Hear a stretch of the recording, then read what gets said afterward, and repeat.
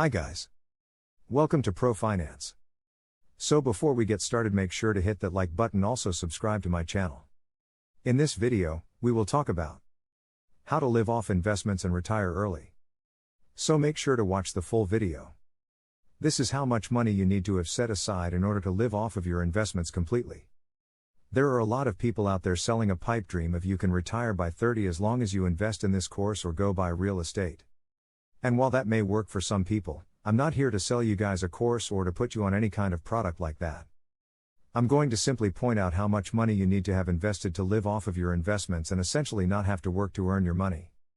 And believe it or not, there are actually countless people out there who have, in fact, retired as early as 30 years old by following this exact strategy that I'm going to outline. So if this idea of retiring early and not having to work for your money is something that interests you, then definitely stick to the end. The 4% rule. This essentially shows you just how much money you need to have set aside to live off your investments. Now, you can, in fact, live off of different types of investments like real estate or the stock market, or a business that's providing income for you.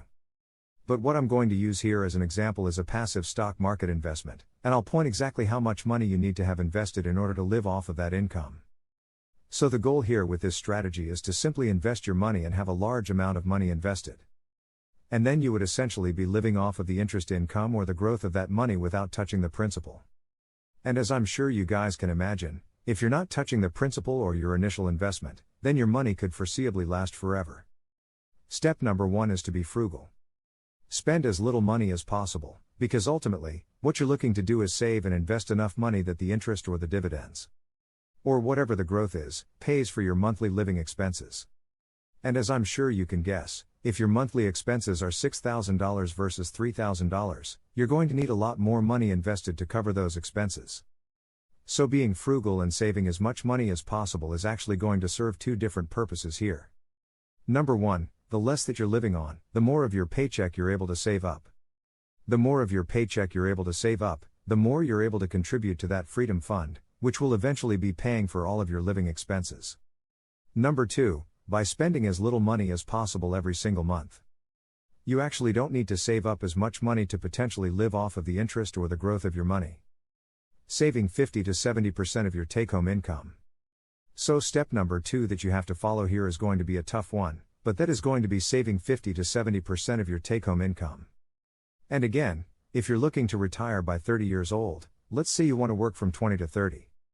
And then not work for the rest of your life, you're going to have to take some drastic actions here. And that is why you need to live off of a microscopic amount of money, and that's why step number 1 is so important, by cutting down as much as possible on those monthly expenses. So, people who are trying to do this, you're not going to see them driving brand new cars, you're not going to see them going on vacations. They're probably going to be eating canned beans and doing campfires in the backyard as summer entertainment. Not that there's anything wrong with that, but they are literally spending as little money as possible because they're focusing on the long-term picture of what they are trying to do. So people who are following this FIRE movement are often aiming to save 30 times their annual expenses. And that will allow them to withdraw about 4% per year without basically touching that principal, and that is where that 4% rule comes into play. And that is basically where you're able to draw from an account about 4% per year and over a long period of time, based on the growth of that account and those investments.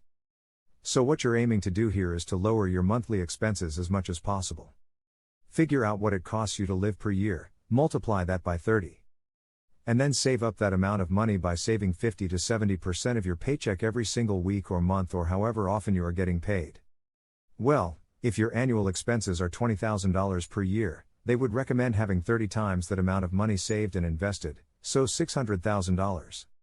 If your annual expenses were $35,000, that number becomes 1.05 million. If you're somebody spending $50,000 per year on your living expenses, you would need to have $1.5 million saved and invested. And for the final figure here, if you spent $100,000 per year on cars and housing and food and all of that, you would need to have about 3 million to successfully follow this strategy. So I'm sure this goes without saying, the best way to follow this strategy and to reach that retirement as quickly as possible is to keep your monthly expenses as low as possible. And just to put it in perspective for you, every additional $100 that you spend per month if you follow this is an additional $36,000 you need to have set aside in that freedom fund to support that $100 of monthly spending. So if you're serious about this and you want to retire at 30 or even younger, you have to spend literally as little money as humanly possible.